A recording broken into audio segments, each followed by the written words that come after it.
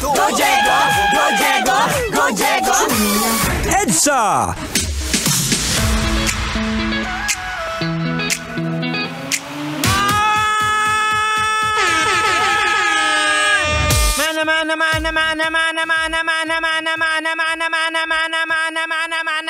Aminin nyo na ano naman mo lang ngayon naiinyoy?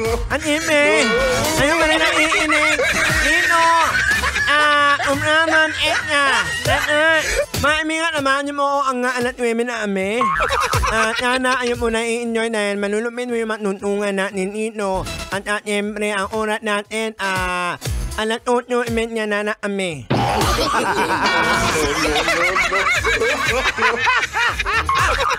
Ay, nako mga kabisyo, magandang gabi sa'yo.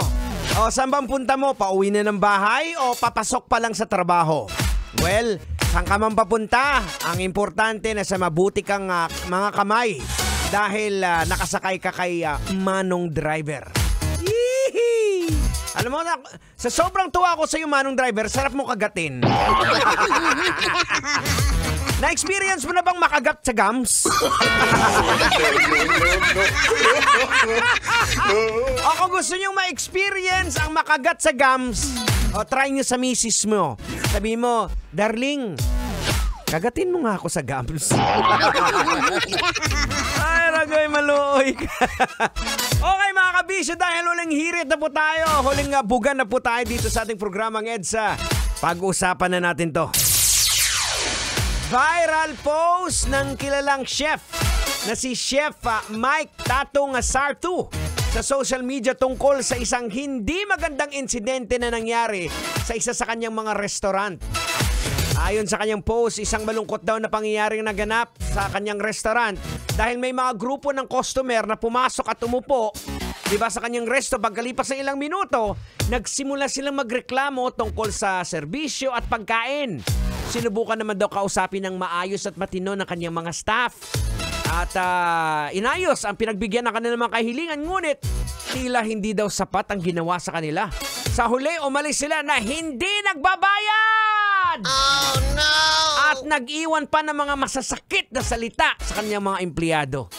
Nakakalungkot po mga kabisyo, ano? Bakit may mga taong ganire? Okay, eto na mga kabisyo. Tanga! Wag na nating patagalin to. Logika na natin to. Ay, sige, ano pang hinihintay mo? Para may matutunan tayo. Logikan mo na yan. Logika na yan! Logika na yan! Alright mga kabisyo, logika na yan. Anong leksyon ang ating mapupulot? Anong aral ang ating madudukot?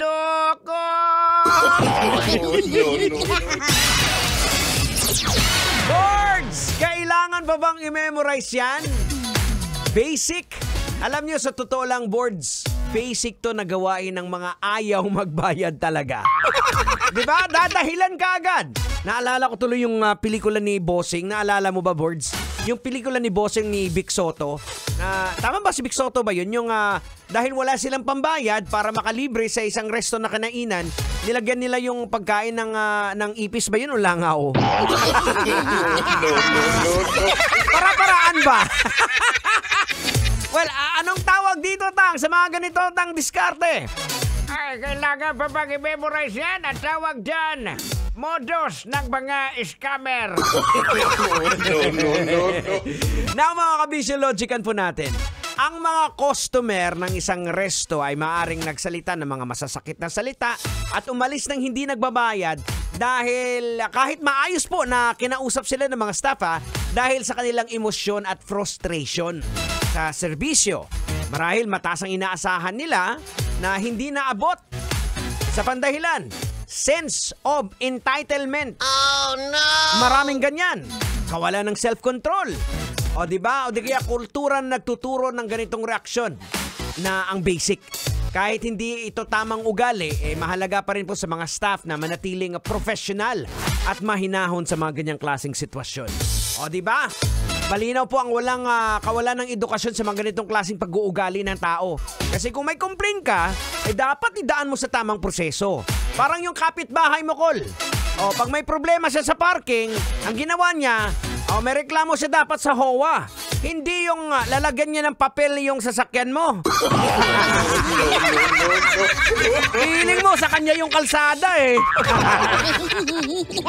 Alright mga kabisyo, I gotta say goodbye. Thank you so much for staying around. Hope you guys all having a great time. Anyway, susunod na, Totoy na Lab, ang huling dalawang pagtotoy. Ako po si Diego Bandido. I'm out of here. Kailangan pa bang i-memorize yan? Love Radio. Basic!